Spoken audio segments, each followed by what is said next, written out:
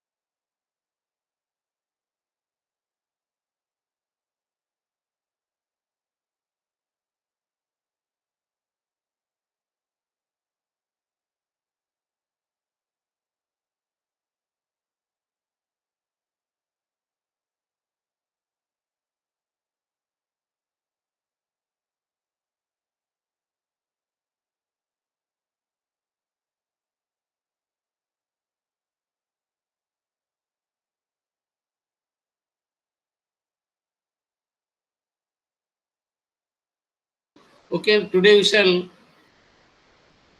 discuss the chapters on partnership between local government and non-state actors, non-state agencies. In the previous class, we have discussed about the special purpose agencies and all that. And after we discuss these chapters, we can be able to find out the need of this partnership between government and citizens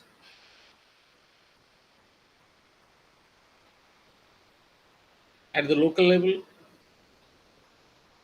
and also we can explain the features of partnership initiatives. Mostly we shall find about the Bhagidari program, Bhagidari system. Then also we can analyze the critical success gaps in the program, that why these programs sometimes could not fulfill the desired targets and all that, and what can we can also suggest measures as to how the programs they can be improved. You know,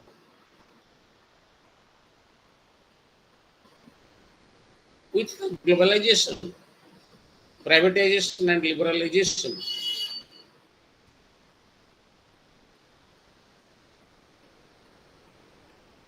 which are making it their strides in the global scene, global scenario. And this trend has started since 1980s. All over the world, now globalization has started. The centralists, hierarchical, secretive, and authoritarian traditional bureaucracy found itself with new tasks and challenges. And because previous to that, there is the trend of centralism. The role of bureaucracy was different. Virtually, there is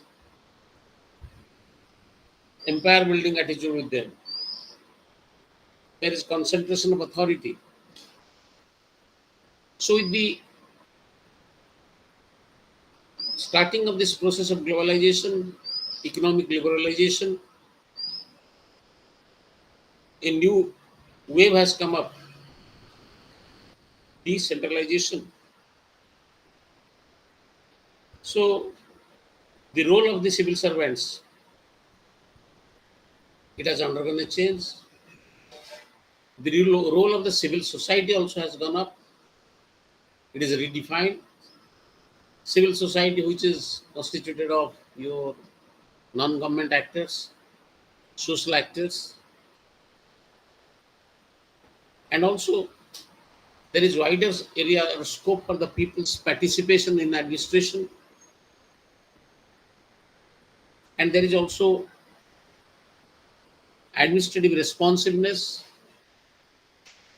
There is public-private partnership (PPP).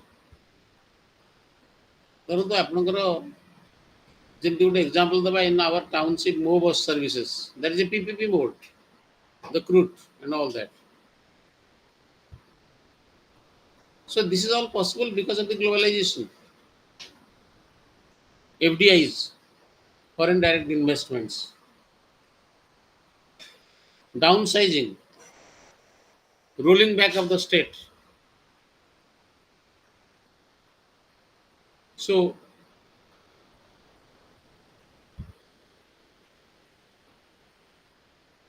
administration had to undergo reforms. The attitude of the administrators, the so-called bureaucrats, the executives, it has also undergone a change. Their attitude towards the people, they keep on changing because the administration is bound to be people-oriented.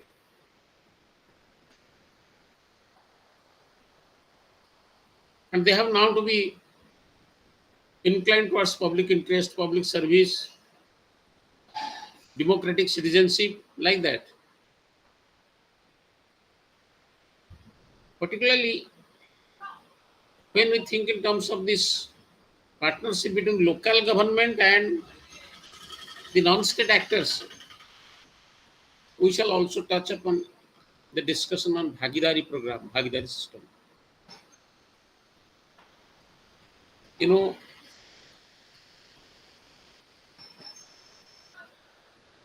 the trend is that the government participates in the programs with the officials of its public utility departments. For example, the water boards, municipal corporations, Department of Environment and Forest. Likewise, in your text you shall find also examples from Delhi administration, that how Delhi Development Authority, Municipal Corporation of Delhi, then also DDA, Delhi Development Authority. Likewise, in all the townships and cities, this type of collaborative platforms they have been created between the local government and also the non-state actors, non-state agencies. এই ପ୍ରକାର ଗୋଟେ need କାହିଁକି ଆସିଲା? Why such a need has come up? Why such a need of partnership? Because all along these years prior to 1980s, government and its departments, its bureaucrats, they're doing things on their own. When India became a republic in 1950, it faced the challenges because it was just out of the clutches of British colonialism. There is challenge of poverty, increasing population, weak infrastructures. There are also constraints and restrictions on material resources. Basically, harnessing those things where the development was possible. There are a lot of limitations on that, restrictions on that. So the first and foremost task before our administration, even before our political leaders, was to build the infrastructure for the country and plan for its agricultural development. Because our country was agriculturally oriented, village based. Prathama task hoji that how to construct, rebuild the infrastructures whereupon the agriculture base can be strengthened. ତେଣୁ ପ୍ରଥମ task ହେଉଛି agricultural development. And the entire task was on political leaders and civil servants. So task of reforming, task of creating new devices, new infrastructures, completely it was resting on whom? On the state departments, its bureaucrats, its political executive. But with time, things have changed. With the legislature and executive lacking time and expertise, they have tried to delegate their authority. Because state virtually was simple once upon a time. But now, with advancement of time, the tasks of the states they have become multifaceted, increasingly complex. Even the setup, like the bureaucracy, let us say, they lack the technical expertise. କାରଣ ଦେଖନ୍ତୁ problems ମାନଙ୍କର nature ଧୀରେ ଧୀରେ change ହେଲା. Various types of new programs they have come up, which are technical in nature. And it was sometimes difficult to tackle on the part of the bureaucracy, I mean the permanent executive, because they lack the technical expertise. So, what is the need? There is the need of delegating the powers. ତେଣୁ ଧୀରେ ଧୀରେ executive ଏବଂ ଲେଜିସ୍ଲେଚର ମଧ୍ୟ ସେମାନଙ୍କର ପାୱାରକୁ ଧୀରେ ଧୀରେ ଅନ୍ୟ expertise ସଂସ୍ଥାମାନଙ୍କୁ delegate କଲେ. ଆପଣ ସେଥିପାଇଁ ପବ୍ଲିକ ଆଡମିନିଷ୍ଟ୍ରେସନରେ ଯୋଉଟା ଇମ୍ପୋର୍ଟାଣ୍ଟ ବ୍ରାଞ୍ଚ ବିଷୟରେ ପଢିଥିବେ, delegated legislation and administrative adjudication. These are the two important trends in public administration whereupon the original powers of the legislation of the legislature or the original task of executing the policy of the executive, they have been delegated to the expertise agencies. So, because of lack of time, lack of expertise, knowledge, this trend has gradually gained or assumed importance.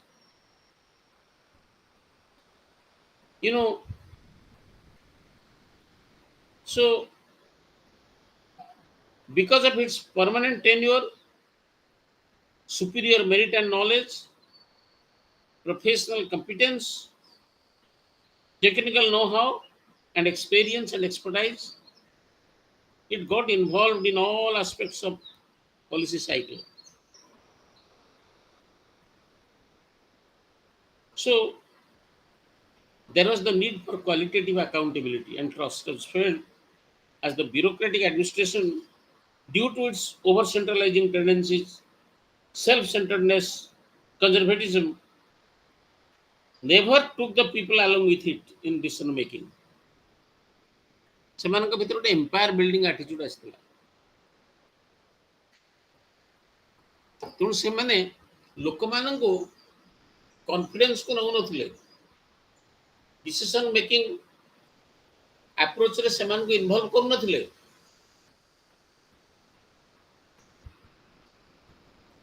Public service delivery became virtually a mundane activity without any involvement of the people. So it was almost like a routine matter. ଲୋକଙ୍କୁ involve କରାଉନଥିଲା. So public delivery system, service delivery systems were not up to mark.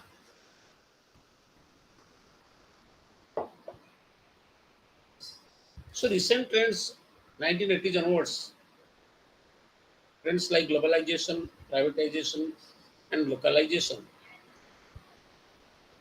they have actually necessitated that administrators must leave aside their elite character, change and improve the rigid behavior. ସେମାନଙ୍କର rigidity କୁ ତ୍ୟାଗ କରିକି ସେମାନେ ଧୀରେ ଧୀରେ flexible ହେବା ପାଇଁ ଆହ୍ୱାନ ଦିଆଗଲା. Their attitude towards the people should be more open, more flexible, and they need to have regular face-to-face discussion,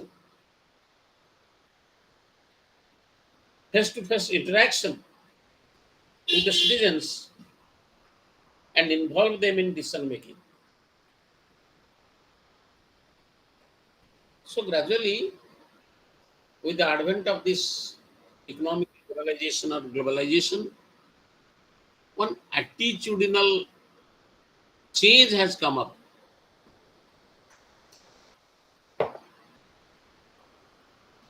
A new work culture was developed.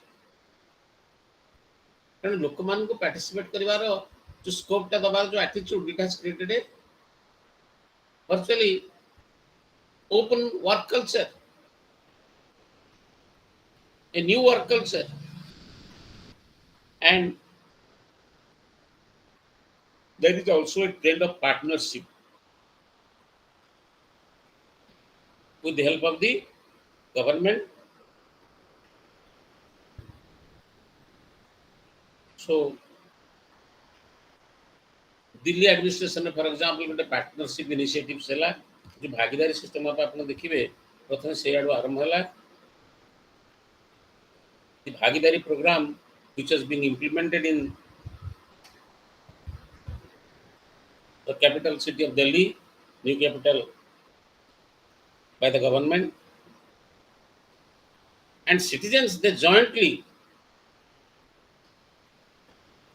they work with the local governments. I mean various agencies, non-government organizations,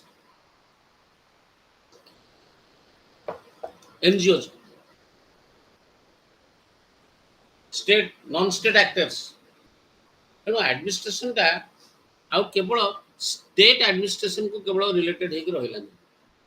Non-state actors they have been also given a lot of scope. They are given a chance to participate and the scope, they get the adequate scope to get their voice heard, so that the policies which are being taken after this joint collaboration, joint discussion, partnership, it shall be more effective, which can solve the needs of the people. Otherwise, जो मानक पे गोटे policy उद्दिष्ट all along they have been neglected. So, भागीदारी system is a particular mechanism in which the citizens they have the partnership with governance. So we shall find we can have a discussion on this bhagidari pratha. Bhagidari means ଆମର ଓଡ଼ିଆରେ ଅଂଶଗ୍ରହଣ କରିକି ଗୋଟେ ନିର୍ଦ୍ଦିଷ୍ଟ ପ୍ରୋସେସରେ ଭାଗ ନେବା. So ଭାଗିଦାରୀ ପ୍ରଥାର କିଛିଟା ବେସିକ୍ ପ୍ରିନ୍ସିପଲ୍ସ ରହିଛି. What are the basic principles of this भागीदारी system? Partnership and participation. ଏଟାକୁ ଆମେ ବାରମ୍ବାର ଆମେ discussion emphasize କରୁଛେ. ପ୍ରଥମ principle ହେଲା participation. Give the people scope to participate. Then governance. Then citizens. Then public utility departments. And civil service agencies. Those who always impact and influence the citizen's life. धर जो Delhi administration reference रे आपनकर किछि examples दिया है धर DDA कहंतु municipal corporation of Delhi That can be also this type of systems can be applied to other metropolis and all that.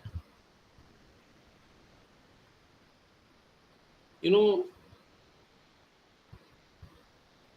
Delhi administration ने जो भागीदारी प्रथा प्रचलन है, it was initiated by the then chief minister Sheila Dikshit.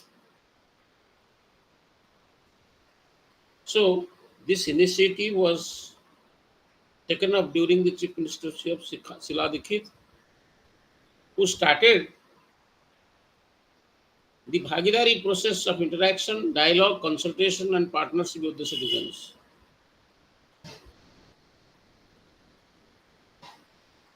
And placed in the chief minister's office, a bhagidari cell has been created. Delhi को मुख्यमंत्री office रे गोटे भागीदारी सेल मध्ये क्रिएट करा गला. The program has been decentralized at the level of the 9 revenue districts. It is a case study. Please remember, what I am now talking about is a case study of Delhi Bhagidari system, which was initiated during the chief ministership of Sheila Dikshit in Delhi. Because सेटा प्रथम सेठी start ହେଲା. You know, there are 9 revenue districts where it is carried forward by the deputy commissioners these revenues, जो माने कहउछन district level coordinator. District commissioner की deputy commissioner को होचे हमरा एठी धरन कलेक्टर जो पोस्ट है. Then the general administration department is the nodal department which provides financial and administrative support. Then the Asian Center for Organization Research and Development, which is a professional body. And with this collaboration of all these agencies and departments, Bhagidari system was first ahead.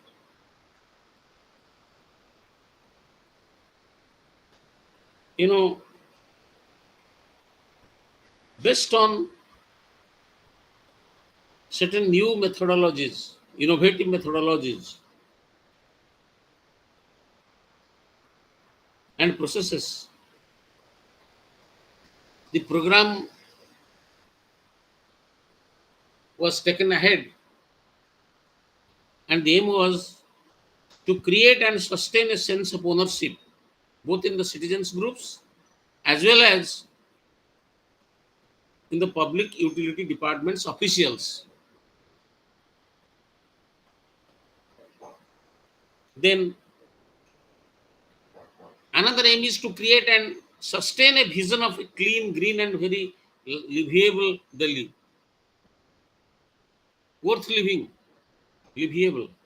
जोथि कि गोटे स्वच्छंद भाव में clean परिवेश भितर गोटे जीवन यापन करी हबो से प्रकार गोटे एनवायरनमेंट को क्रिएट करा जाय परिबो. Then to bring the citizens more actively as partners into the process of governance, rather than see typically as a top-down leader-centered effort, and use real-time strategy management, group dynamics to facilitate change by carefully designing individual and group meetings with multiple stakeholders and identifying issues agenda around which dialogue and consensus can be built. So these are the aims and objectives.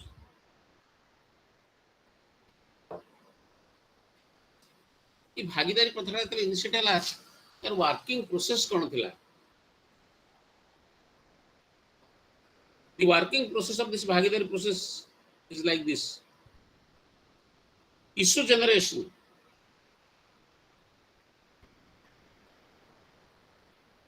The process begins with the CM generating a range of issues through questionnaires,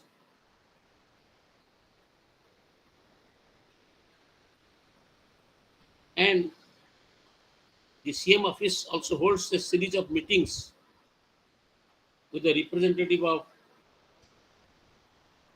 the various agencies.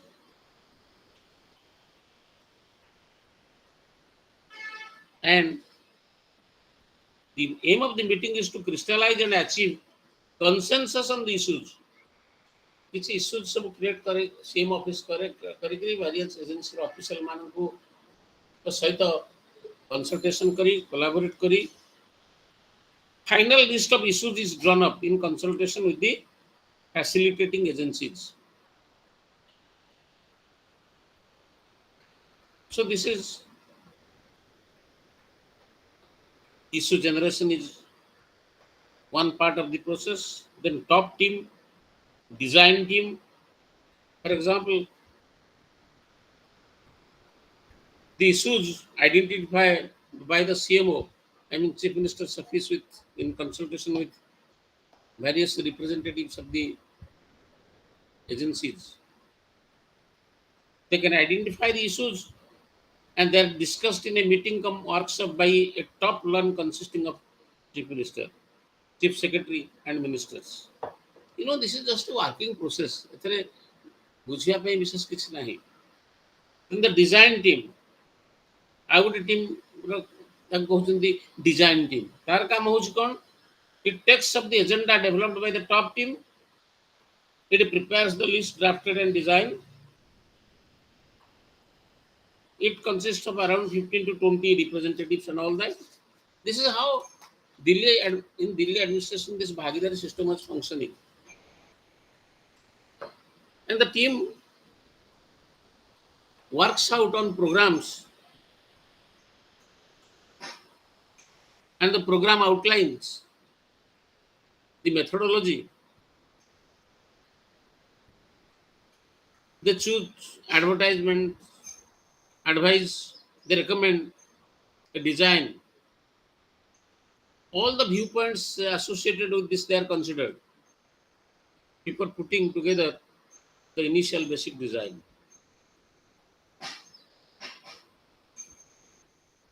The design team workshop creates a strong sense of involvement and ownership.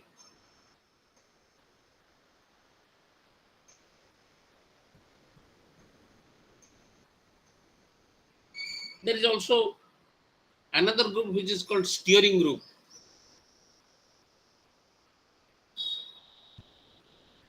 Subsequent to the work of this design team or top team,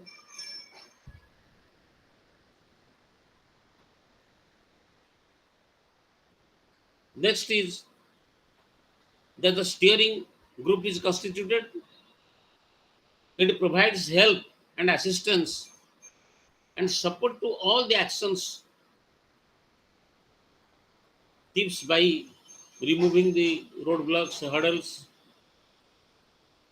and to speak to the right people for smoothing of the implementation so that what a policy by decision को implement करिया where जो obstacles गुड़ाक थो गुड़ाक किंतु धीरे धीरे smoothening हबो बा ताको किंतु क्लीन कर दिया जिवो so that it can be easily implemented. And on the last day also the chief minister and the head of the departments they can respond to queries raised by participants.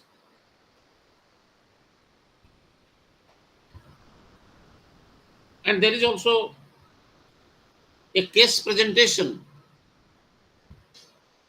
of similar initiatives taken up in other states.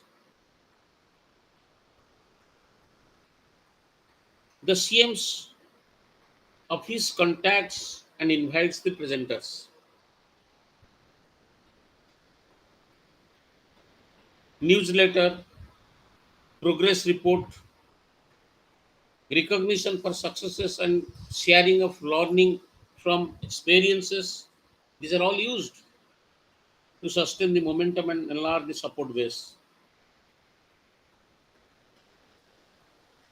There is a reference in the text accord, which is the facilitator of the entire Bhagidari process.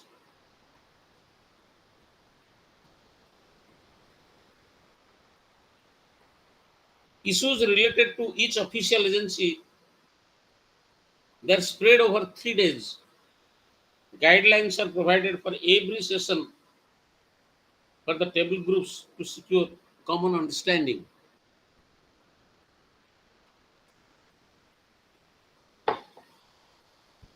According to the number of issues involved and the number of tables in a workshop, the issues are so split so that all groups may discuss different issues. But it is assured that at least 40 to 50 participants get the opportunity to deliberate on the common issue. I mean, when more of representatives can be consulted, this can turn out to be fairly a representative of what the other groups would have to say.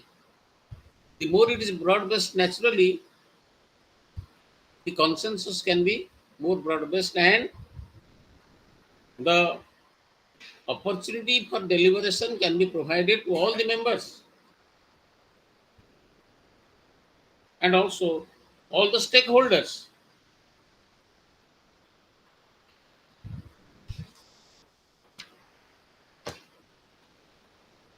Then another, the next process ଆଉ ଗୋଟେ part ହେଉଛି implementation. After the workshop, the list of the solution is sent to the departments and deputy commissioners of revenue, mostly which are similar like our collectors and all that. The principal secretary to chief minister issues a letter to the head of the department of each participant. प्रत्येक participating public utility department ମାନଙ୍କୁ concerned official ମାନଙ୍କୁ ମଧ୍ୟ letters have been issued from the CM's office. The heads of the departments are designated as the chief nodal officers, and they in turn designate their district nodal officials to implement the solutions in their own districts.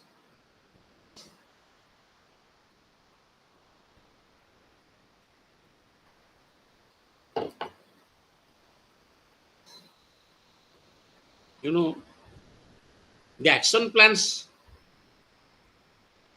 they are sent to the district nodal officers, and those nodal officers, they shall finalize them in consultation with the chief nodal officers. Then the plan is implemented. Thereafter, the area nodal officers hold monthly meetings for the continuation of the implementation of the program. Otherwise, ଗୋଟେ ଥର implement କରିକି ରହିଯିବେ ସେମାନେ, follow up actions shall be also taken up. So,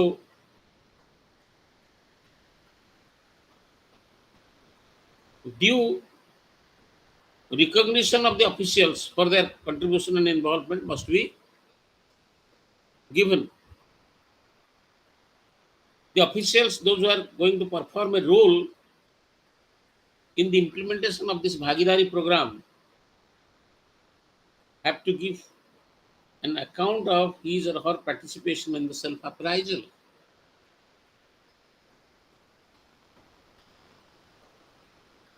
So, this is how the Bhagidari program or the scheme operates in Delhi administration.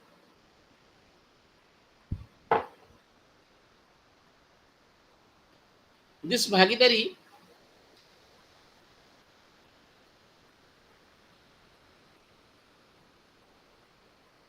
it virtually takes place in threefold ways. The people and the PUDs collaborate with each other to check out the ways to carry out the development programs and facilitate city-wide changes.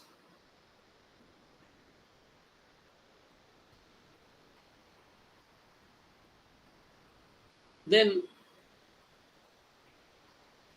awareness is spread through intensive advertisements, campaigns in water saving, water conservation, and against using water from hand pumps for drinking water purpose.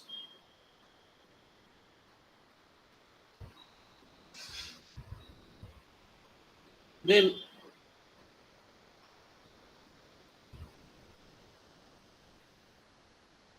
the MCD, that is Municipal Corporation of Delhi, has decentralized the house task collection, maintenance of community parks, and management of community halls, sanitation services, etc.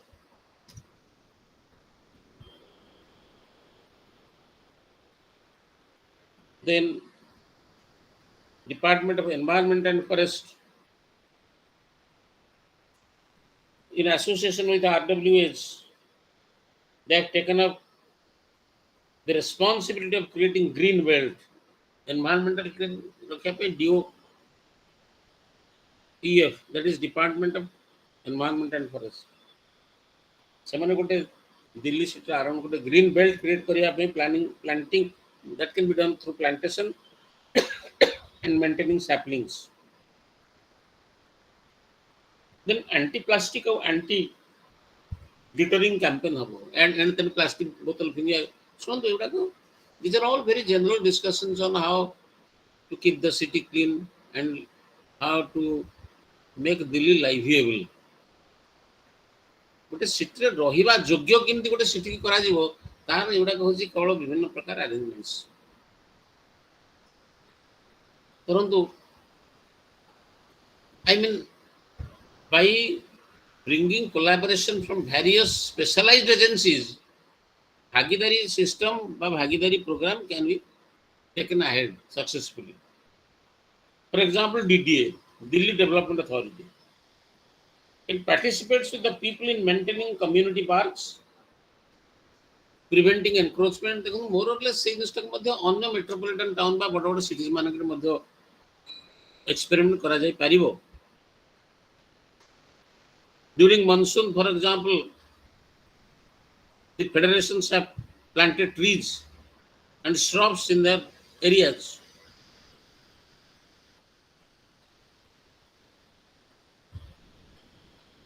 So भागीदारी, Delhi government has consulted and taken the feedback on certain complex policy issues. In the field of water regulatory, say, commission proposals, unit area method of property tax, auto fare revision. तामाने एई प्रकार decision area रे कला बेले जेमिति लोक मानकर निष्पत्ति बा सेमानकर कोन अभिमुख्य सेटा जेमिति administrative point पाखरे आसी पहुंच परिबो, that is the main task.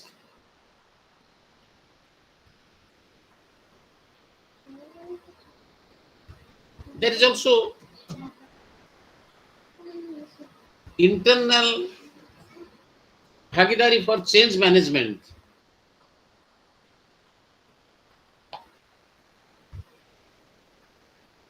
The public utility departments, they have also used this process of भागीदारी to bring about change management in their internal organizational working.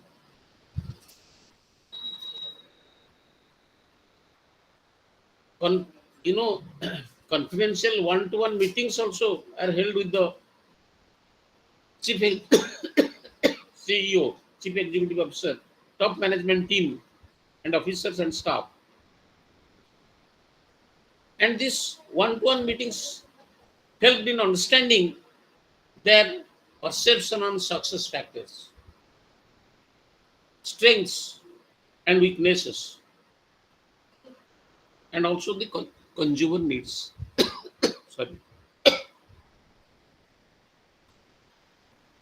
Sometimes this one-to-one meeting or interviews, they're followed by a written questionnaire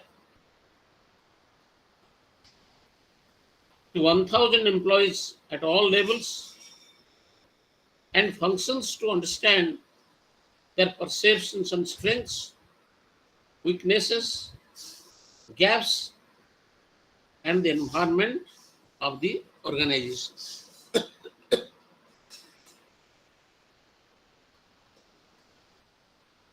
Then this is the step one.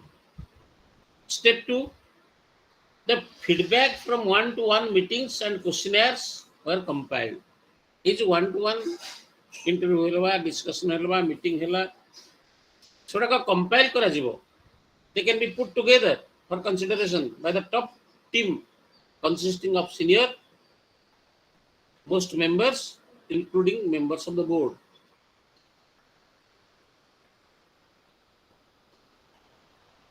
So the top team workshop, was conducted by Accord in also 17 senior representatives, and it identified 6 major change goals to be focused by the workshop. What are those 6 goals? Usually, they pertain to improving customer satisfaction, then water quantity augmentation, supply improvement, reducing water pollution, increasing revenue and cost reduction, and improvement in efficiency, productivity, transparency, integrity, and accountability. These are the 6 goals. Then Accord also conducted 2-day design team workshop for a group consisting of 1 member from every top team and 17 participants from the cross sections representing all departments of the Delhi administration. You know,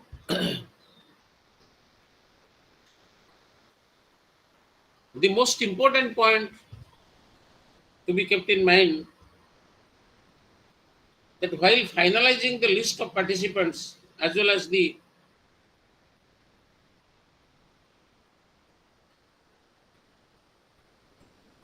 table grouping were discussed to ensure that all functions and all levels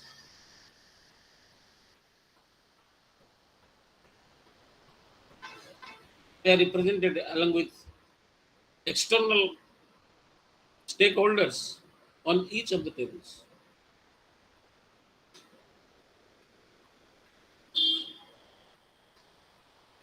For the Bhagidari to be successful at the ground level, certain critical factors must be paid attention.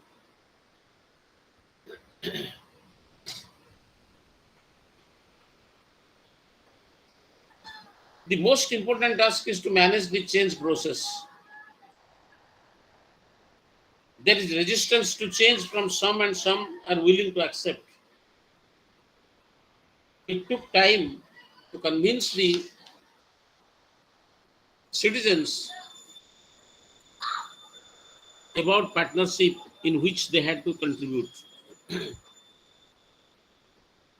That they can now have another avenue for redressal of grievances. ପ୍ରଥମ ଜିନିଷ ହେଉଛି ଲୋକମାନଙ୍କ ଭିତରେ ଏ ସଚେତନତାଟାକୁ ଆମେ create କରିପାରିବା. That this offers another scope or avenue for redressal of their grievances. And they are the owners of the program and that their stakeholders in the development of the city in taking time to get entrenched.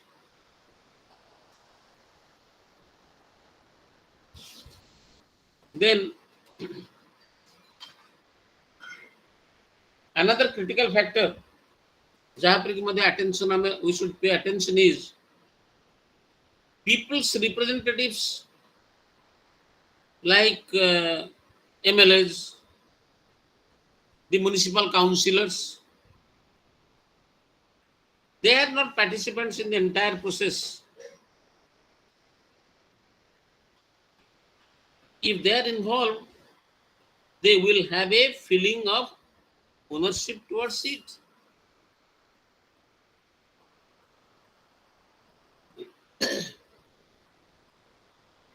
ତେଣୁ এই entire ପ୍ରୋସେସରେ କେବଳ elected representatives ମାନେ କେବଳ ପାର୍ଟିସିପାଣ୍ଟ ନୁହନ୍ତି. If they are involved, they will have a feeling of ownership towards it. Bringing together a large number of citizen groups, government officials on a common platform definitely is a very Herculean task. It requires detailed planning. ଗୋଟେ common platform ରେ top official ଏବଂ ବିଭିନ୍ନ citizen groups ମାନଙ୍କର representatives ମାନଙ୍କୁ ଆମେ we shall bring.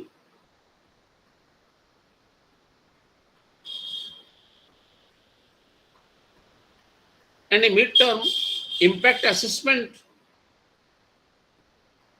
was done by Accord. The assessment has indicated that people have by and large appreciated the program, but the government officials are required to be sensitized further.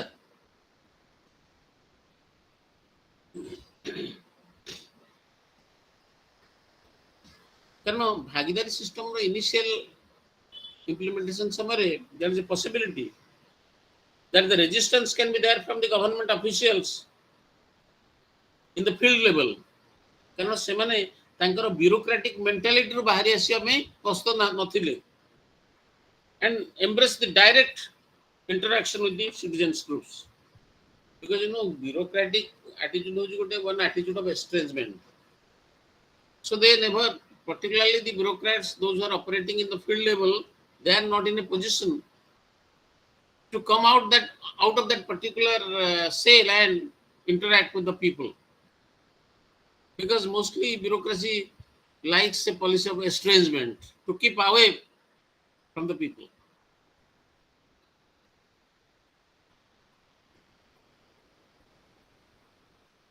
Chandan,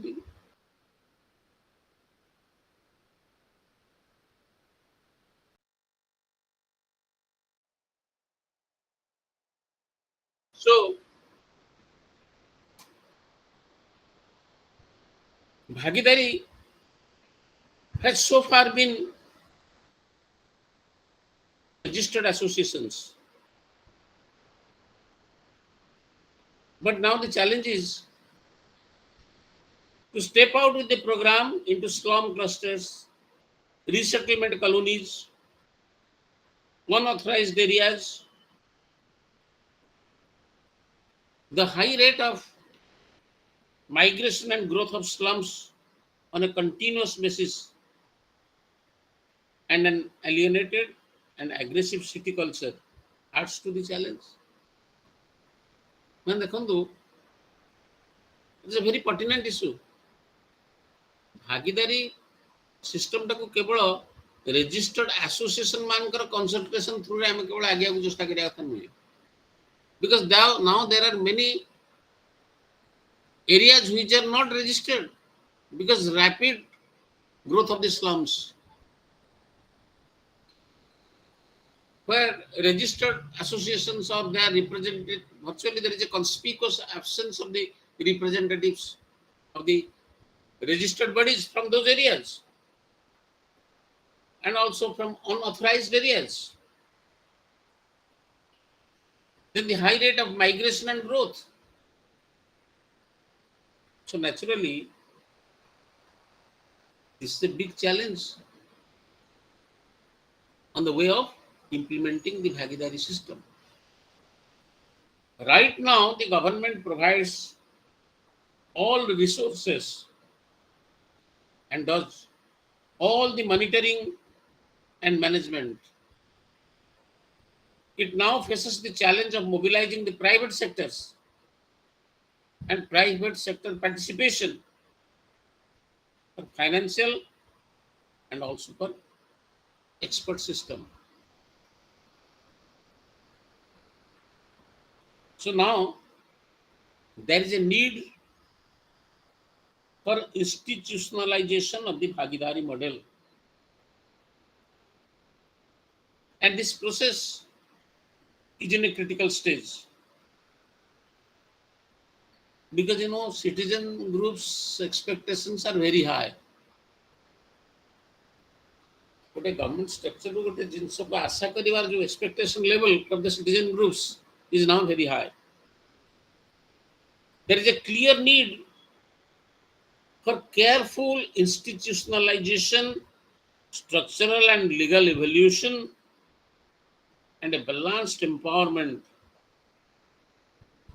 And a good institutional framework is needed so that citizens' partnership in good governance becomes a permanent part of the structure and also of the process.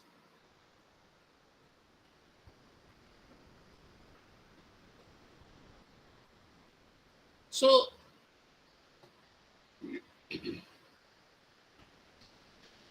Bhagidari process definitely has its own limitations, right? There are many stumbling blocks, there are many roadblocks. The success rate of this particular system has not definitely reached the level of our expectation. But in spite of that, Bhagidari system can be taken up as a model of good governance in spite of its limitations so far as its structure and implementation is concerned. It attempts to go beyond the norms and practices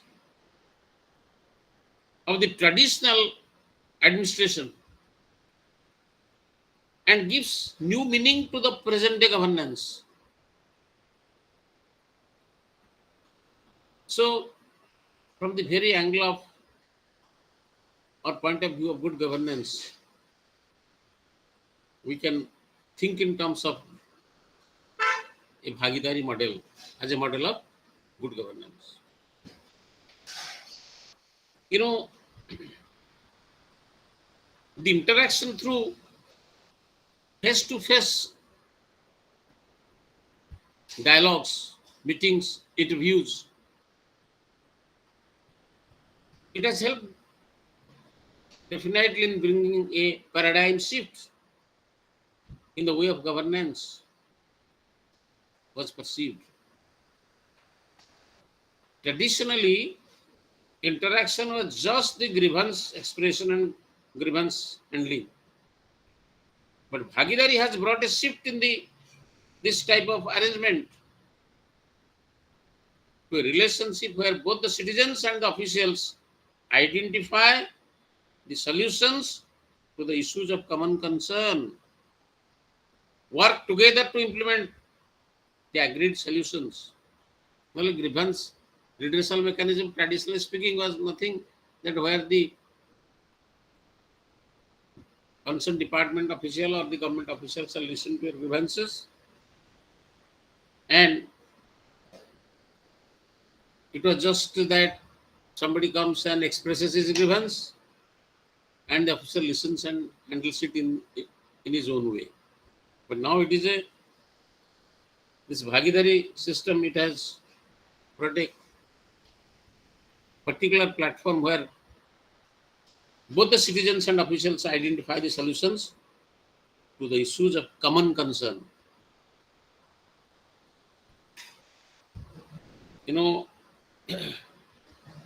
Another thing is that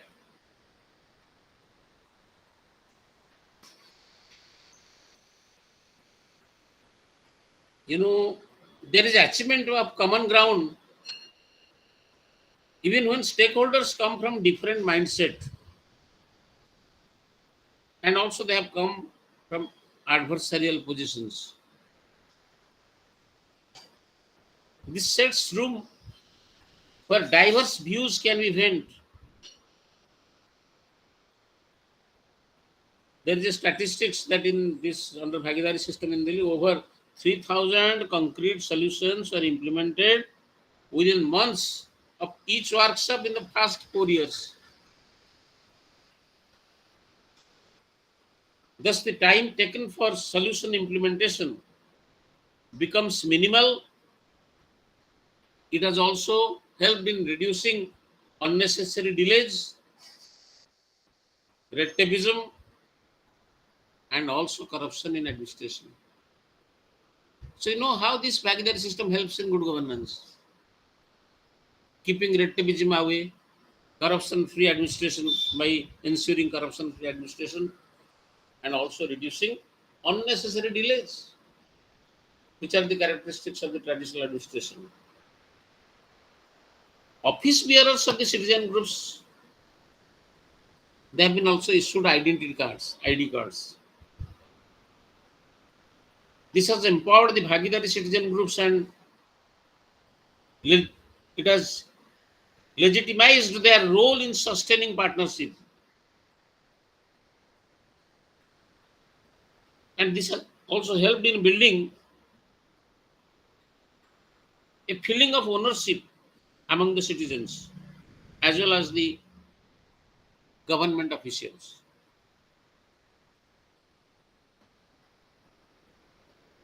Right to information is a giant step taken. The officials have to give all the relevant information pertaining to their departments, agencies, to RWAs. This has increased accessibility and transparency. You know, right to information ବିଷୟରେ ଆପଣମାନେ ଅଳ୍ପ ବହୁତ ଜାଣିଛନ୍ତି.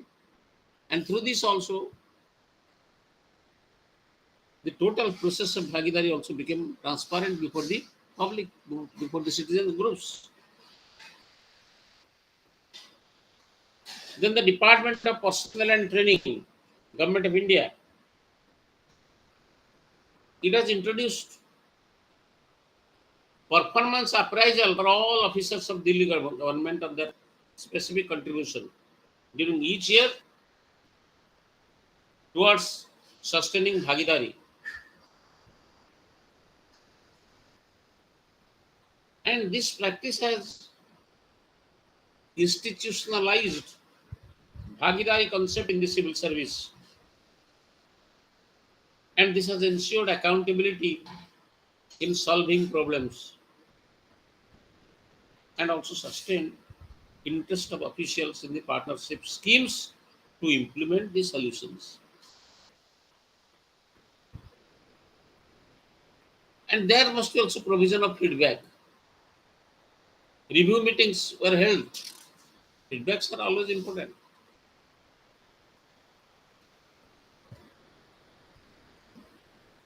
The public utility departments, they have given the citizens an access to the CM office, to the heads of the departments, and this has made the RWS feel empowered, and they have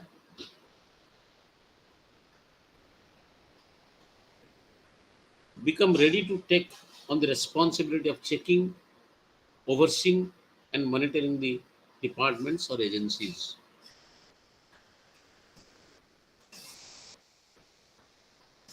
You know,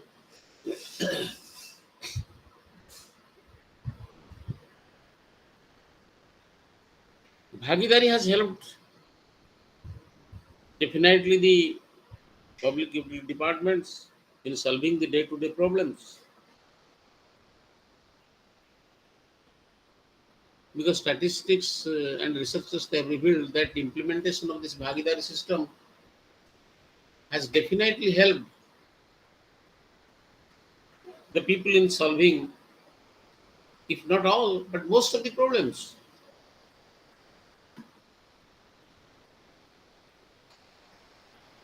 And it has also made them to adhere to democratic and professional values. The scheme is more democratic. अरे आमे जदि ଲୋକମାନଙ୍କୁ ବିଭିନ୍ନ ସ୍କିମ୍ରେ ବା ବିଭିନ୍ନ ପ୍ରୋଗ୍ରାମରେ avenues create କଲେ so that they can ventilate their grievances, then they can also feel free to approach the officials regarding their problems. Naturally, it creates a democratic atmosphere. This has also helped in non-partisan approach in their attitude and functioning. The approach is non-partisan.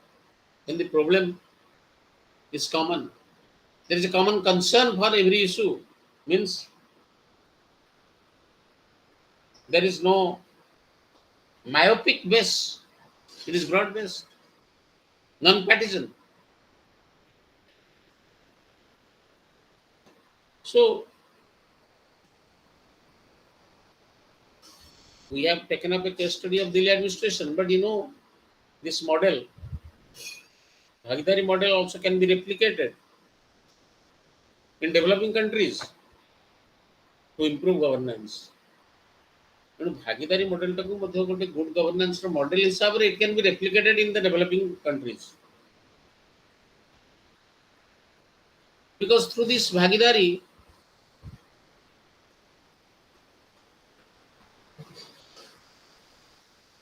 accountability can be secured, trust and transparency can be maintained, and also it can create an effective and responsible administrative culture.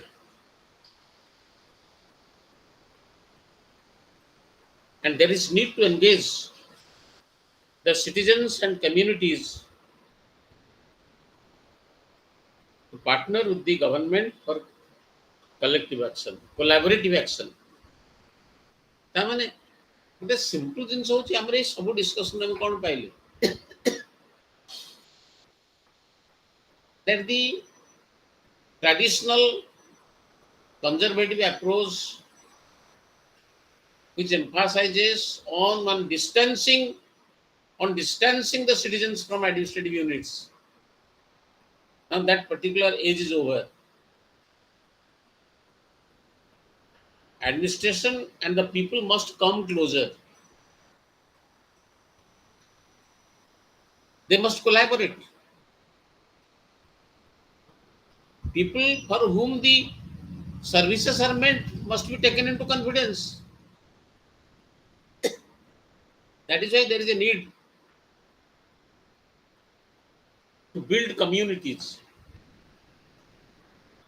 to have government encouragement and political will to reach out to the communities and citizens. ତେଣୁ ଏଇଗୁଡାକର ଏଇ ସବୁ ପ୍ରକାର ଆରେଞ୍ଜମେଣ୍ଟର ଆବଶ୍ୟକତା ରହିଛି. We'll have to build communities, to have government encouragement. Government also should encourage the process. Government official ଯଦି ସେମାନେ ନିଜେ ସେଟାକୁ discourage କରିବେ ଏ ପ୍ରକାର ଟ୍ରେଣ୍ଡକୁ, then also it cannot be successful. And also there should be a political will. ପ୍ରତ୍ୟେକ ଜିନିଷର ଗୋଟେ political will, ଗୋଟେ ରାଜନୈତିକ ଇଚ୍ଛାର ଆବଶ୍ୟକତା ରହିଛି. To have democratic forums at the ground level for participative and collective action. So democracy only should not be a theoretical proposition. Participation and also collective activity, they must be encouraged with the democratic values. Then citizens must be also educated. They must be sensitized. System tar effectiveness ta sensitization upare depend karuchi. So sufficient education must be spread among the citizens. They must be sufficiently sensitized. Then to help to have self-inclined and motivated communities, and to sensitize also administrators and provide incentives also to them so that they can also work in the direction. Administrator ମାନଙ୍କୁ ମଧ୍ୟ sensitize କରାଯିବା ଦରକାର ଏବଂ ସେମାନଙ୍କୁ ମଧ୍ୟ proper incentive ଯୋଗାଇ ଦେବା ଦରକାର so that they can come forward to take this scheme, this Bhagidari model, so that the future of this particular model can be more fruitful and successful.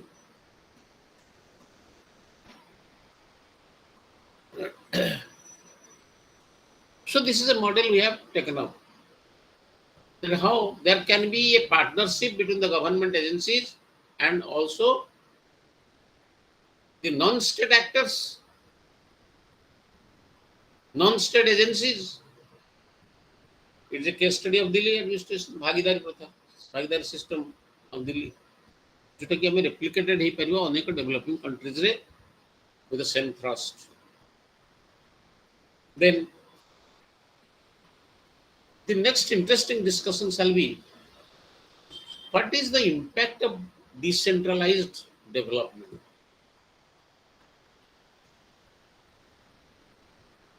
Decentralization होची विकेंद्रीकरण, decentralized development होची विकेंद्रित विकास. Development should be also on the basis of decentralization. And what is the impact of this decentralized development? So naturally, all along we have taken up this discussion on the importance of this decentralization, and impact under this particular say chapter. We can discuss political decentralization, functional decentralization, financial decentralization, and also administrative decentralization. Then suggestions also can be extended that how to strengthen this decentralized development.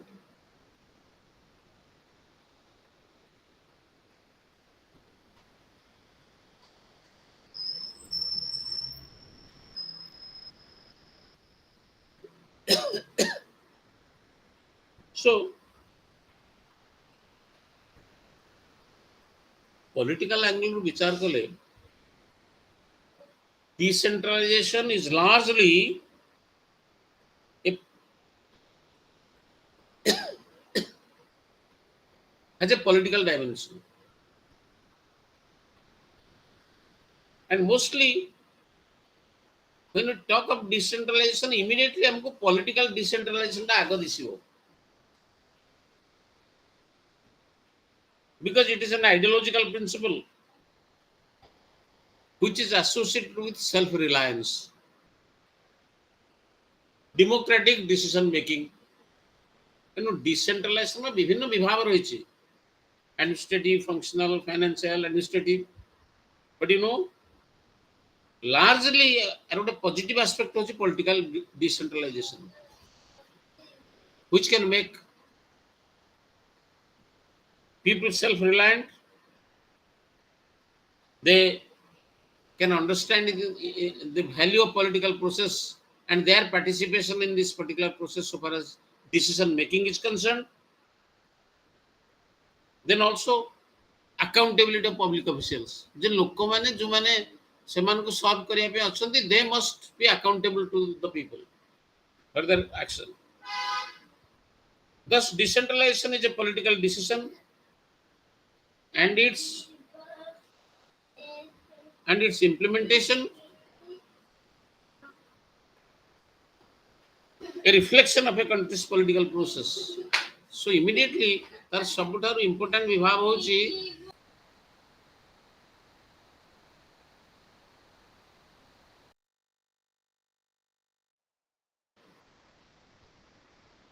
as regards decentralized development. It involves establishment of machinery for planning economic growth, then mobilizing and allocating resources to expand the national income. It also involves encouraging people's aspiration. So naturally, it involves achievement of progressive political, economic, and social objectives.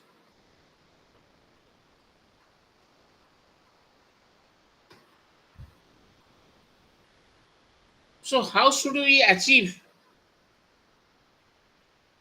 this decentralized development?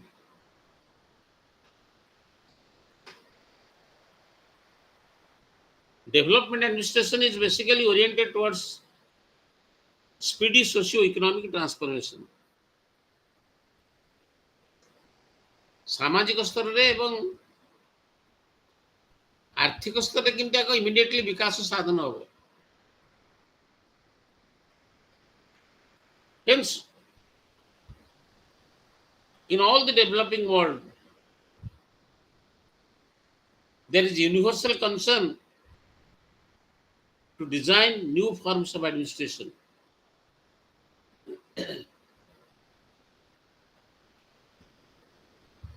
Decentralization ର ଯୋଉ ବାଧ୍ୟବାଧକତା, the very urge comes from different sources.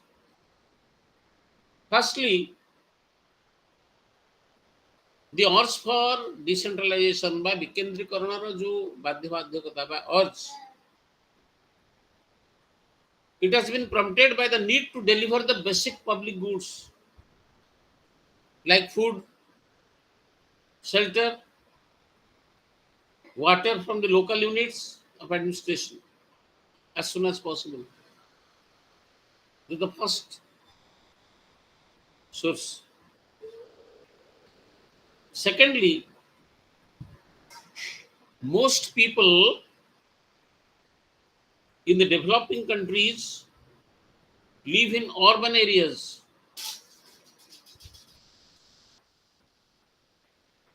which are away from the national capital located in district urban areas.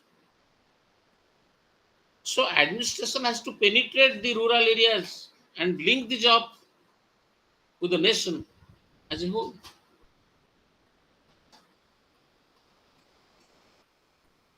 तार कारण होची अनेक व्यक्ति rural area रहउछन्ति जोटा कि capital city रु बहुत दूर रे, because when a scheme is implemented, immediately the people residing in the capital area or in the nearest urban areas they get the fruit, but what about the rural people? Because there is a physical distance, they stay in the remote corners. So administration has to penetrate, has to go deep to these particular rural areas.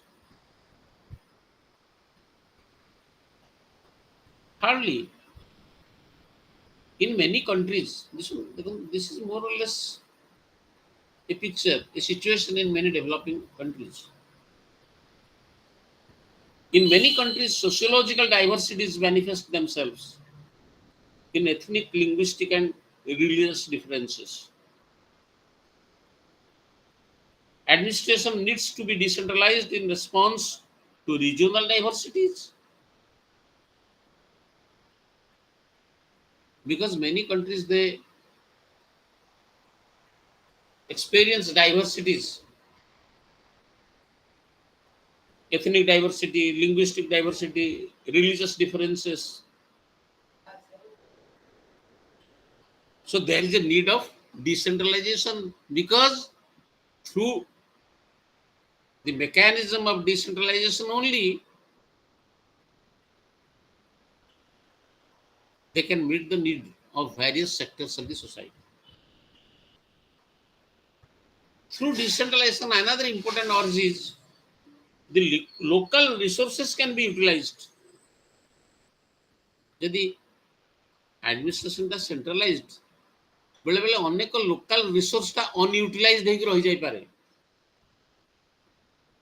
but only if the administrative point is nearer to that local source resource that can be utilized for the area development purpose.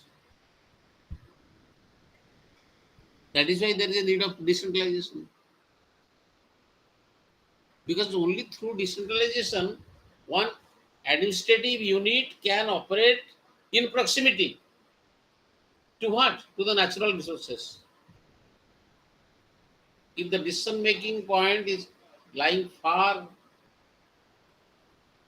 at a far distance, they cannot utilize the resources for the local developments. That will be unutilized. So, decentralized therefore facilitates local planning and development with the help of local resources. देखो decentralise कहीं important, local resource को लेकर से local development रे मतलब विनियोग कर दे परिवे. Then Another important urge is decentralization has its own value in political and administrative terms.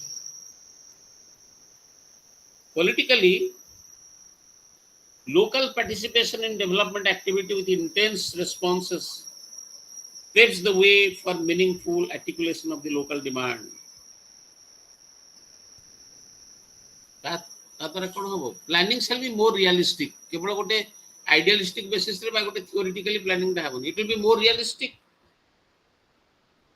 ଏବଂ immediately ସେ ପ୍ଲାନ୍ ଟା ଗୋଟେ political support ପାଇପାରିବ it can receive political support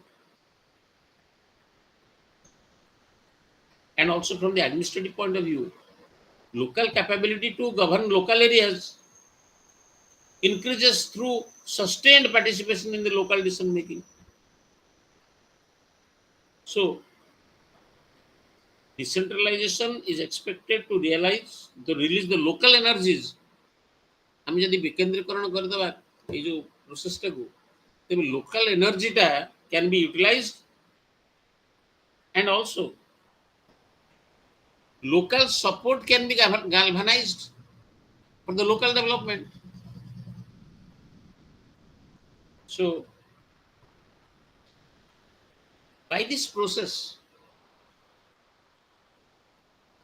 local community can steadily attain political maturity and also administrative maturity.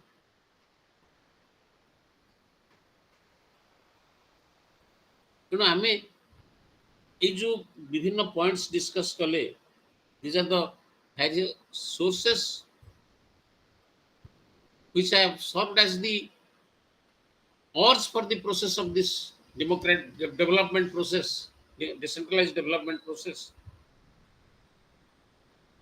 Now if we summarize the discussions, we can see that it is only decentralization through which the governance process can be more democratized. And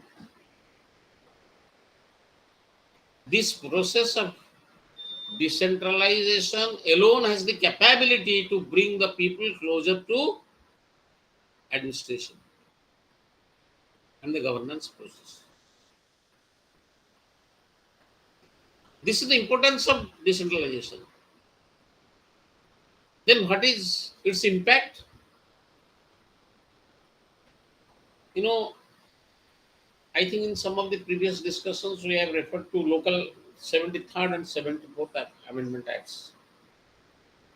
Those who have revamped the local self-government system. 73rd for the Panchayat Raj institutions and 74th Constitutional Amendment for the urban local bodies. And you know, these constitutional amendment acts were the culmination of a political move towards deepening democracy and advancing development through decentralization by making Panchayat Raj institutions and also the municipal institutions mandatory. And you know, the acts, they aim at building up local bodies as institutions of self-government.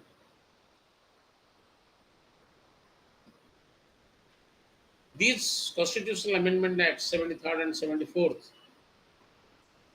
they have provided a broad structure for organizing rural and urban governance. The rural and urban local bodies are expected to assume a larger role in planning, financing, and managing the rural and urban areas. Apart from this, the impact of this decentralization can be also felt in other dimensions like political, administrative, financial, and functional dimensions. Under political decentralization,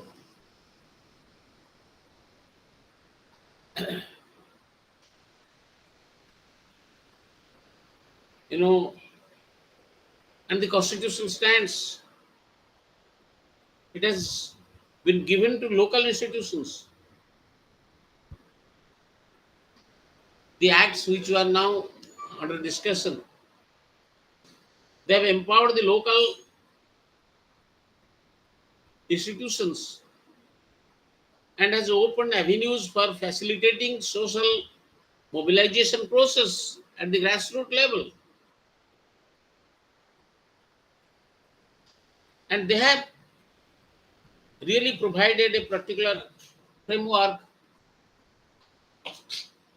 for decentralization.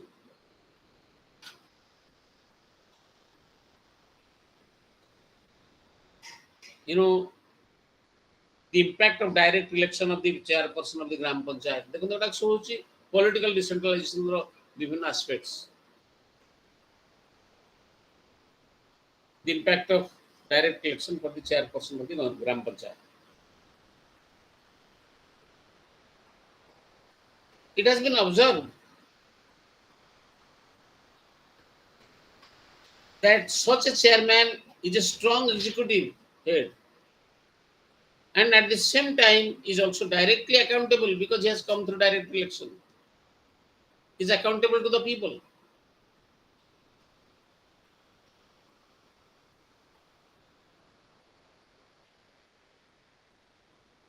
There are also many cases from various states.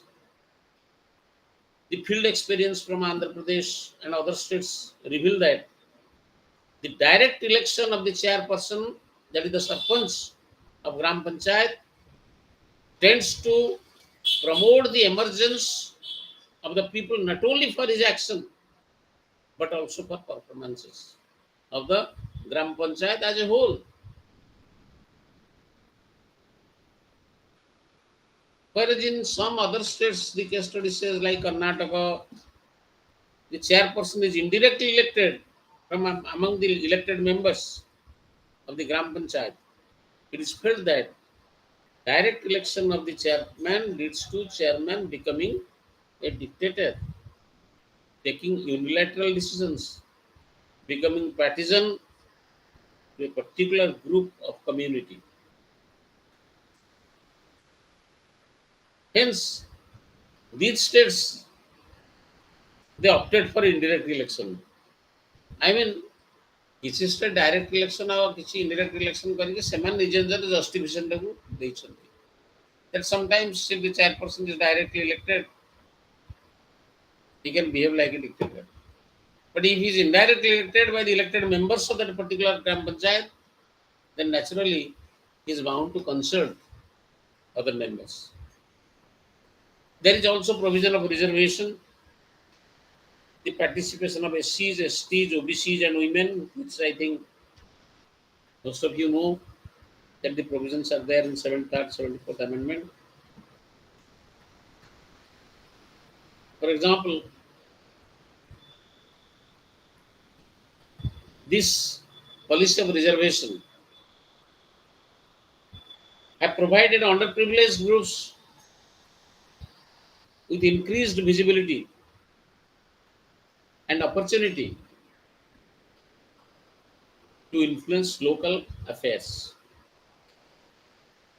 There are many instances where women have managed to generate modest local development dividends. And the most positive impact of women reservation is the recognition of the value of education by women.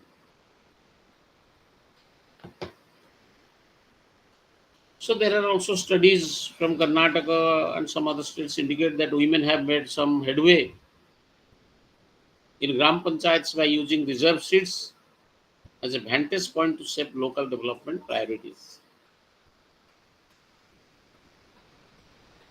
Then also some discussions are being made regarding the role of Gram Sabha. You know, Gram Sabha is the cornerstone of the entire scheme of democratic decentralization. In Rajasthan, the general masses who elect their Gram Panchayat, the representatives, have become aware of their sovereign power to control the governance. When the meetings of the Gram Sabha were convened for the section of the beneficiaries under various programs of the government, it is well attended by the villagers. ଗ୍ରାମ ପଞ୍ଚାୟତ ଯଦି ଗୋଟେ ନିର୍ଦ୍ଦିଷ୍ଟ beneficiary ମାନଙ୍କର ଗୋଟେ ନିର୍ଦ୍ଦିଷ୍ଟ ତାଙ୍କୁ ଗୋଟେ ସୁବିଧା ଦେବା ଉପରେ ଗୋଟେ ଡିସ୍କସନ କରାହଉଛି, then it is well attended by the villagers.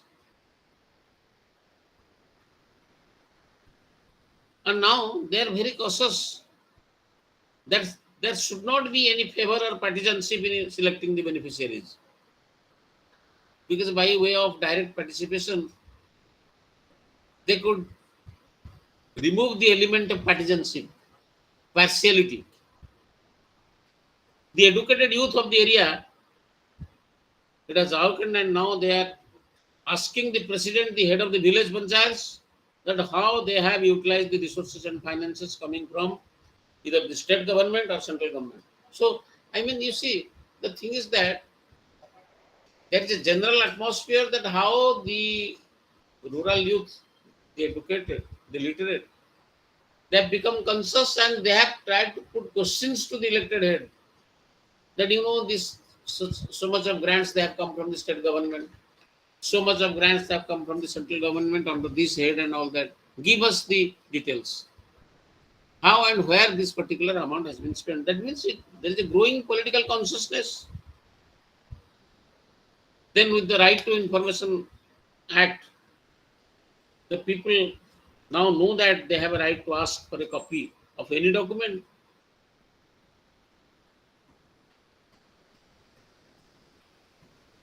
So naturally, present structure of this Gram Panchayat and also its function, it has infused enthusiasm among the people. Those who have become conscious of their rights, they want to know what is that, how the particular fund has been implemented, who are consulted, who are the beneficiaries. And also there is one, they want to ensure neutrality, non-partisanship in choosing the beneficiaries. And also role of the ward committees. Of course, ସବୁ state ମାନଙ୍କରେ ward committees ଗୁଡାକ ନାହିଁ. They have been constituted mostly in 8 states like Andhra Pradesh, Karnataka, Kerala, Madhya Pradesh, Maharashtra, Tamil Nadu, West Bengal, and Delhi. And out of these states, it is only in Kerala that the ward committees have been constituted in all the urban local bodies. And excepting Kerala and to some extent West Bengal, none of the state governments have shown any enthusiasm, any interest or enthusiasm in setting up the committees. ତେଣୁ ward committee ଯୋଉଟାକ ପ୍ରାୟ ସବୁ state ଗଭର୍ଣ୍ଣମେଣ୍ଟରେ ଏଟା କନଷ୍ଟିଚ୍ୟୁଟ୍ ହେଇନାହିଁ. ବାରିଂ few, as many as 8 states they have implemented it. ଏବଂ ବିଶେଷ କରି Kerala and West Bengal, naturally they have shown a little interest in constituting ward committees and also emphasizing on the role.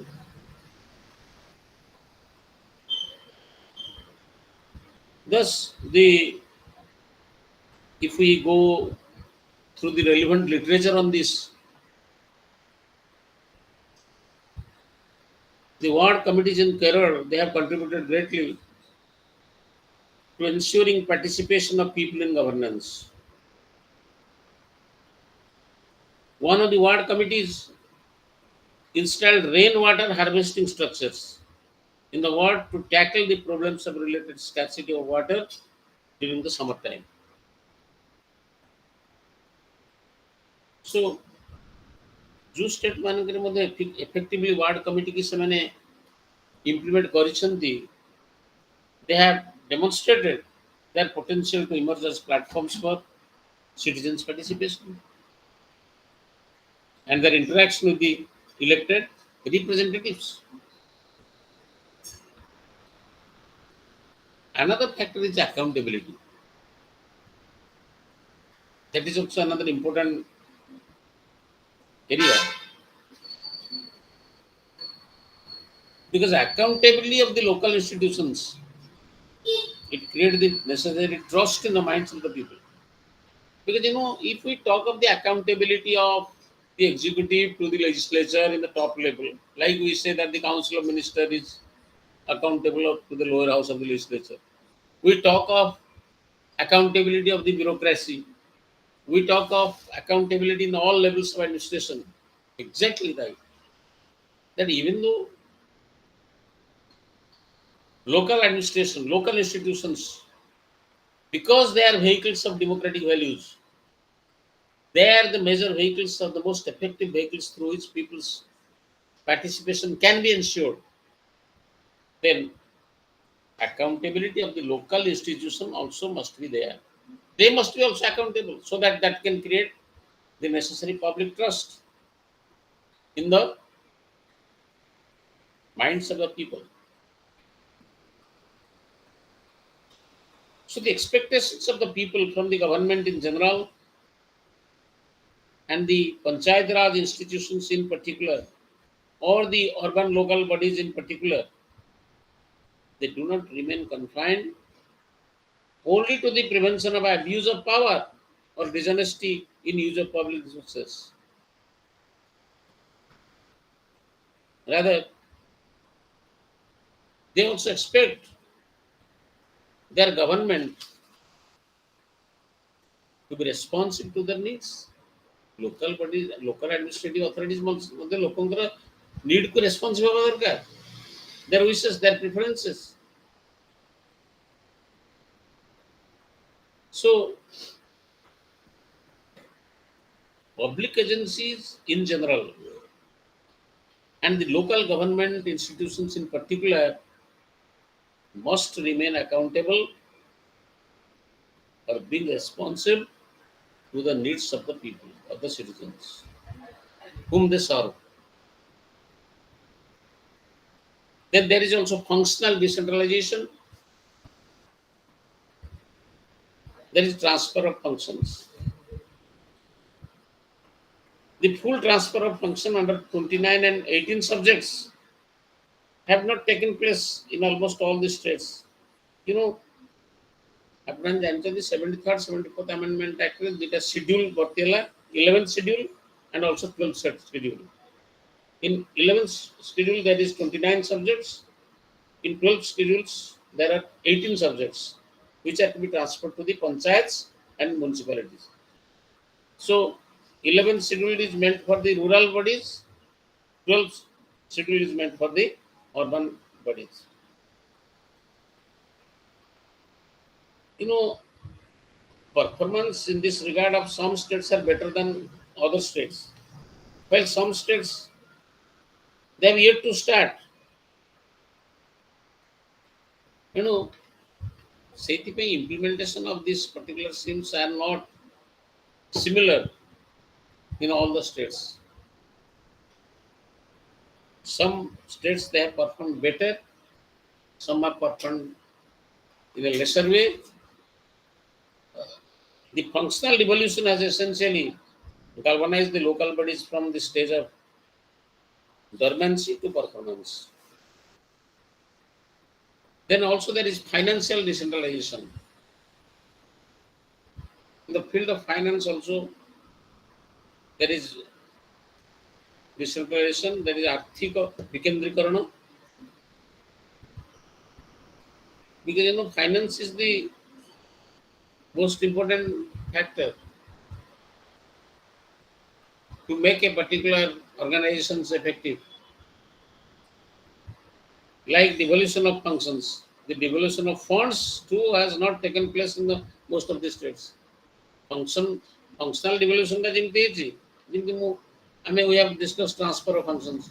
So transfer of funds are also required. Financial decentralization has progressed to a very limited extent. Hence, financial autonomy to the Panchayat Raj institutions or the urban local bodies, they have been granted in very few states. प्रत्येक state रे financial devolution of has not taken place in the proper way. The constitution of the State Finance Commission, provisions for effective local tax administration in the Act have no doubt improved the financial health of the local bodies.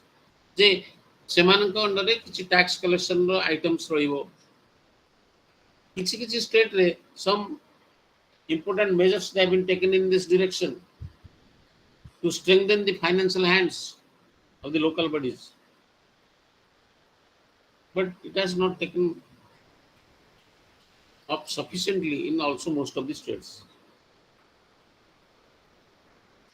The impact of decentralization in the financial sphere can be witnessed from the fact that under the terms of reference of 11th Finance Commission, for the first time the presidential order required a finance commission to make recommendations regarding the transfer of fund to the states, which further pass on it to the local governments. So, accordingly, 11th Finance Commission recommended a grant of rupees 1600 crore for the panchayats and 400 crore for the municipalities for the period of 5 years, 2001 to 2004 and 5.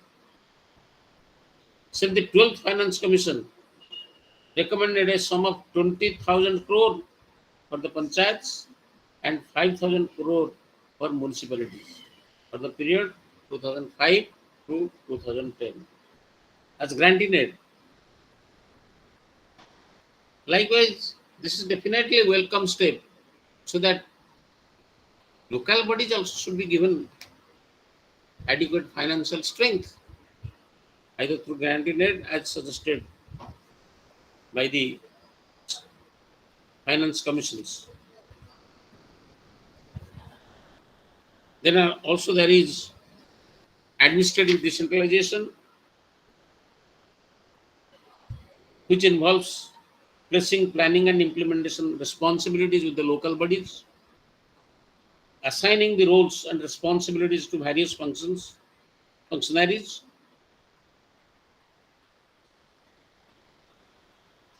You know, a reference also can be made to the practices in Kerala. It proves that it has gone much ahead in carrying out decentralized planning process that is called planning from below. And under this scheme, people are to be mobilized through local bodies in all stages of development planning. And the primary objective of the People's Campaign for Ninth Plan is to ensure that the panchayat or municipal bodies prepare and prioritize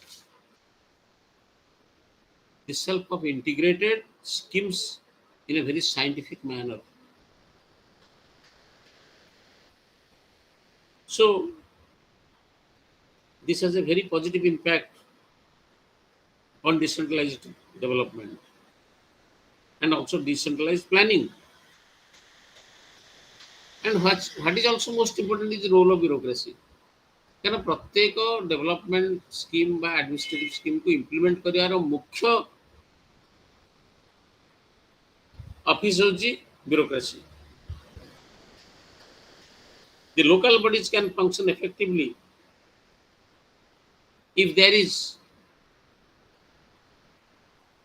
facilitative functional relationship in terms of coordination, cooperation between the elected and official functionaries. देखो तो प्रत्येक level रे this is the problem. Even it may be union level, it may be state level, it may be district level, it may be your panchayat samiti level or block level, like that. The coordination, the rapport between the political executive and the official government is very much appreciated. If they're cooperative with each other, then the planning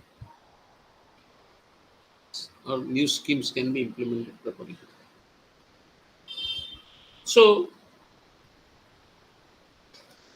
the state acts have also given ample scope for the state governments through bureaucracy to exercise control, supervision, power of dissolution, of annulling the resolutions. ତେଣୁ bureaucracy ଥ୍ରୁରେ ମଧ୍ୟ ଦେଖିବେ state ତାର କଣ୍ଟ୍ରୋଲଟାକୁ local bodies ଉପରେ ଜାହିର କରେ. You must be knowing that while going through the municipal administration or even rural administrations,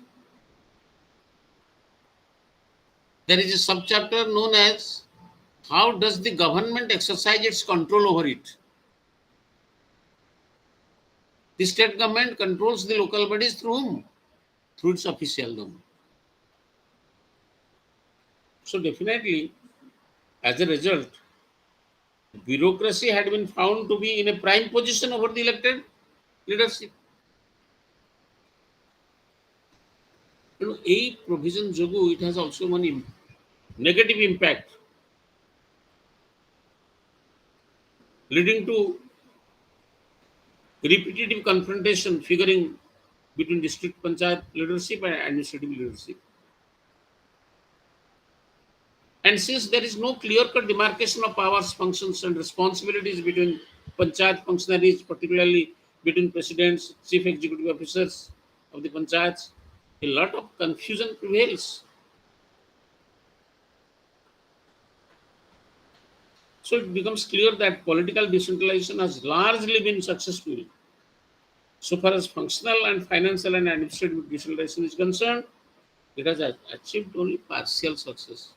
Political decentralization है success rate is higher, but in these areas like administrative, financial, and also functional decentralization, success rate is very low.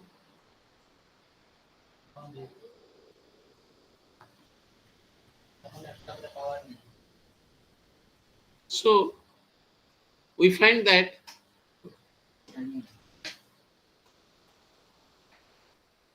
the percentage of political participation has increased.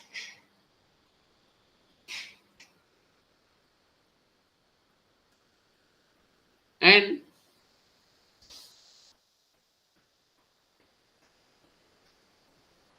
this percentage of political participation, which is increased, reflected in active campaigning, high levels of voter turnout, heightened engagement with local bodies, elected representatives. All these have helped in invigorating this local democracy. So, suggestions also have been made for strengthening this decentralized development. Because panchayats and municipalities or the local, rural and urban local bodies can fulfill their responsibility as institutions of self-government only if devolution is patterned on a nexus between the three F's, like function, functionary, and finance. तीनटा important F भितर गोटे necessary coordination a nexus. Three F's: function, the functionaries, and also the finance. Gram Sabha constitutes the bedrock of Panchayat Raj system. So Gram Sabhas should be strengthened.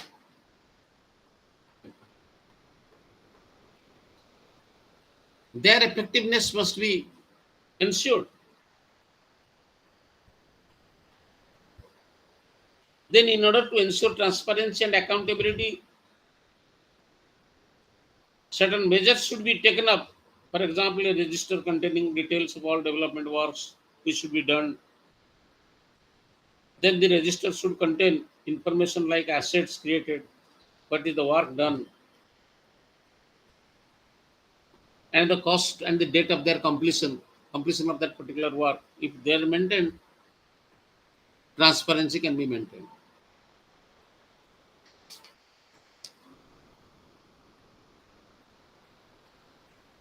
It is further suggested that taxing power and auctioning power should be also in the hands of the PRIs and urban local bodies. And the collection of taxes and auction money should be done by the local level bureaucracy because that can increase their financial stability.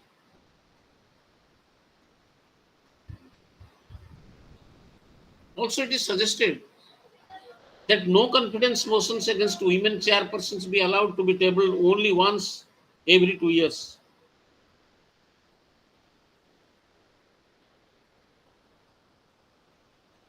And no offense in order to end the widespread harassment of women chairpersons through threats of no confidence motion, which are very much involved with respect to women than men chairpersons. This is a suggestion.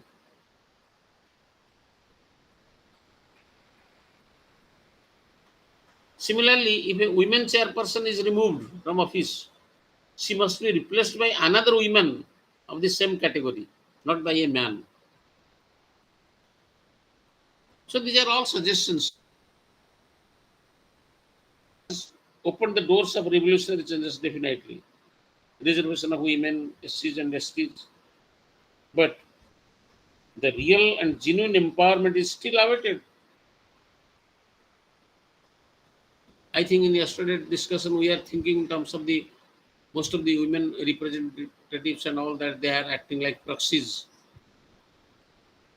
That particular practice should be stopped. Then I think another around 15 minutes I shall try to wind up. That what was the trend of local governance before 73rd and 74th Amendment Act? And I mean, actually, 74th, 73rd amendments, they are milestones, turning points in the history of local governance.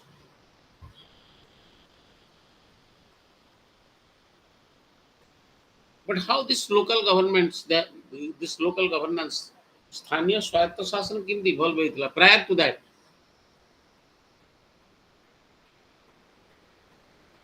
You know, it is a process which has evolved over the period of time.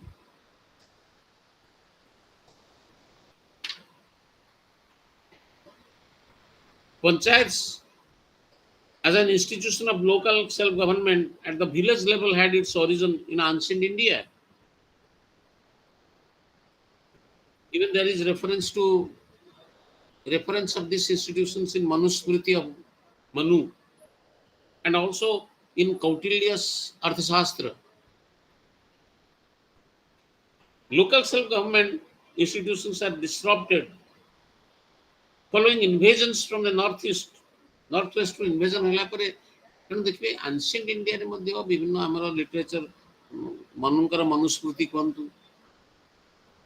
Kautilya ବା ଚାଣକ୍ୟଙ୍କର ଅର୍ଥଶାସ୍ତ୍ର କୁହନ୍ତୁ there is reference to this. Even the Shanti Parva of Mahabharata refers to a sabha named Sansad. ଏପରିକି ବ୍ୟାସଙ୍କର ମହାଭାରତରେ ସଂସଦ ବୋଲି ଗୋଟେ term ଅଛି which means more or less the like a sabha. These references are there. So also in ancient India, this has evolved, but only with the invasions from the northwest. Local self-governing institutions were disrupted. ଯେତେବେଳେ ଆମର India comes under the attack from northwest, like Mughals and others. So during the medieval period, much efforts have not been done to re-establish it. Mughal governance was highly centralized. ତେଣୁ Mughal administration ସମୟରେ decentralization ଉପରେ ଏତେ emphasize କରାହେଇନଥିଲା. The pre-British Mughal system of administration had a highly bureaucratized hierarchy of officials. The British made full use of this apparatus of administration while bringing about necessary changes as per their own requirements. So during the Mughal time, because they mostly believe in centralized administration, no successful attempts were made to in this direction of decentralization. When Britishers came, they have fully utilized such a centralized system. Only few changes they have initiated as per their own political and administrative benefit.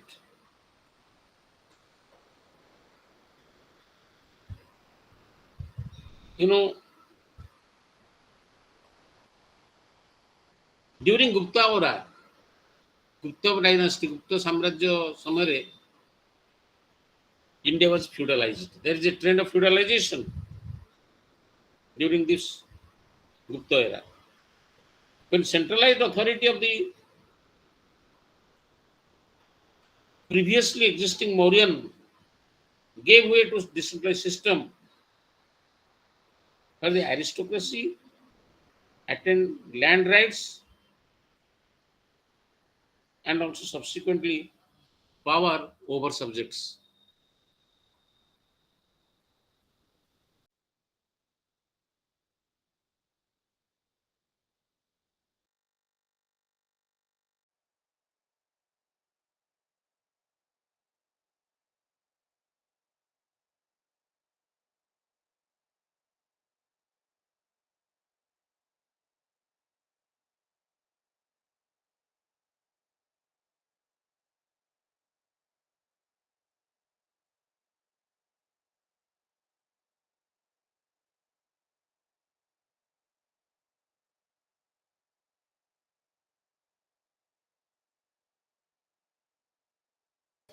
So, the present idea of democratic decentralization is the result of Lord Mayo's resolution in 1870. ଆମେ ବର୍ତ୍ତମାନ जो प्रकार system रे आसिक पहुंचीचे जो तार rudimentary form ଆମେ ଦେଖିବା British ସମୟରେ Lord ମାୟୋଙ୍କର resolution 1870 and also Lord Ripon's resolution of 1882. I think most of us know in history the Lord Mayo ଏବଂ Lord Riponଙ୍କ ସମୟରେ ଏ ବିକେନ୍ଦ୍ରୀକରଣର ଟ୍ରେଣ୍ଡ ଟା ଧୀରେ ଧୀରେ ଷ୍ଟାର୍ଟ ହେଇଥିଲା. The report of the Royal Commission on Decentralization 1909 and the Government of India Act 1919 and also 1935. Amfintak Act, the Royal Commission report, 1909 report is Marlemento. In 1919, that is Montego Chelmsford report. And also in the Government of India Act, that is in 1935, they have furthered this idea of democratic decentralization. So the British government, with a view to preserve and stabilize the political control, took various measures to decentralize administration. And also, they have tried to recognize the village panchayats. Lord Mayo ଠୁ ଆରମ୍ଭ ହେଲା Lord ରିପନଙ୍କ ସମୟରୁ ଏହି idea of democratic decentralization. It's not exactly democratic decentralization, it is decentralization. There are so many village panchayat ଉପରେ ମଧ୍ୟ ଗୁରୁତ୍ୱ ଦେଲେ so that their administration can penetrate into also the remote areas. In 1909, a special committee also commission was appointed on local self-government, which suggested the need for revitalizing the village panchayats and also for handling the local affairs.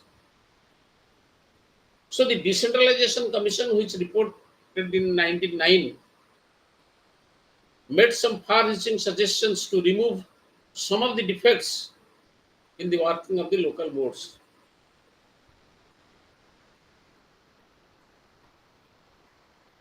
Subsequently, a number of acts were passed, like the Bengal Village Self-Government Act, Madras, Bombay, and United Provinces Village Panchayat Act of 1920, Bihar and Odisha Village Administration Act, Assam Rural Self-Government Act of 1926, Punjab Village Panchayats Act of 1935, etc.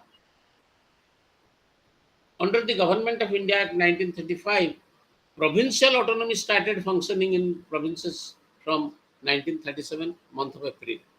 Provincial autonomy provision 1935 Act रे ମଧ୍ୟ କରାଗଲା.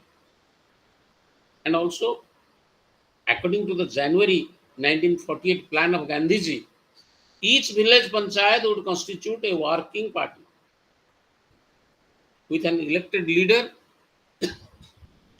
and above the village panchayat came the hierarchy of indirectly elected bodies like taluka and district panchayats. So, few scholars like Madik, they have observed that the British administration, with its Roman sense of justice, replacing the traditional powers of the panchayats in the more serious judicial cases, its system of tax gathering and of administration made such a violent impact that the corporate life of the villages was weakened and in most cases died. This is one of the reasons of scholars like Medic.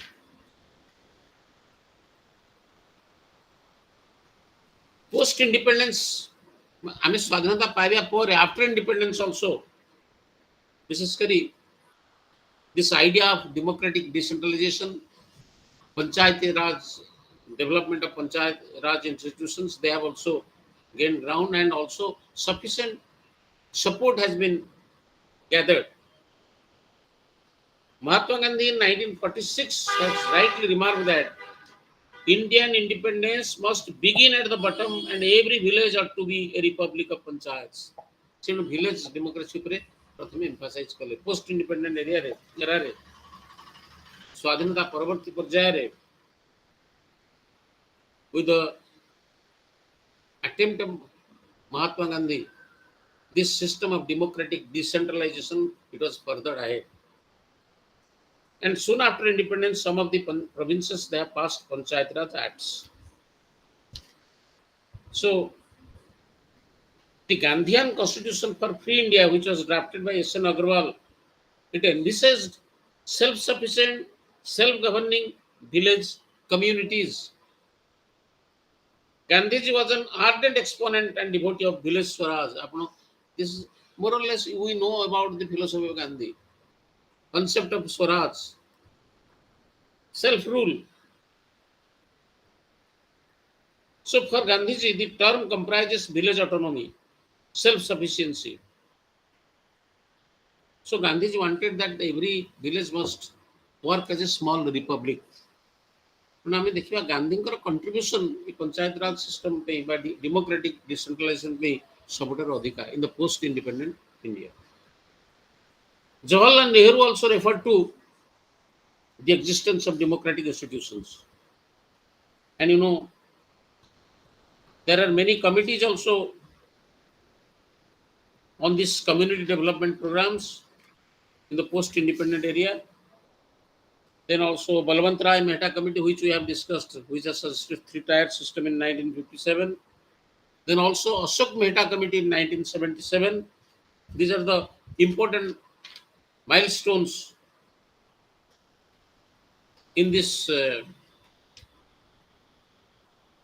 marching ahead of this particular institution of Panchayat Raj.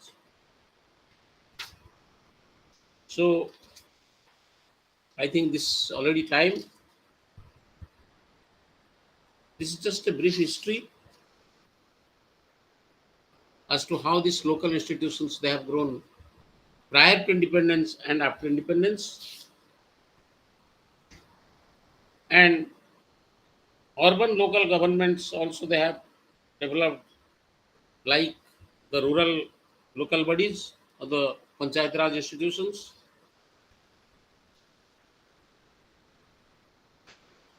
And there are also few weakness. Sorry, excuse. There are also few weaknesses in the new Panchayat Raj system. One of the weaknesses is the in the new Panchayat Raj system, which is we have noticed is the problem of coordination among the three levels of the Panchayat Raj, like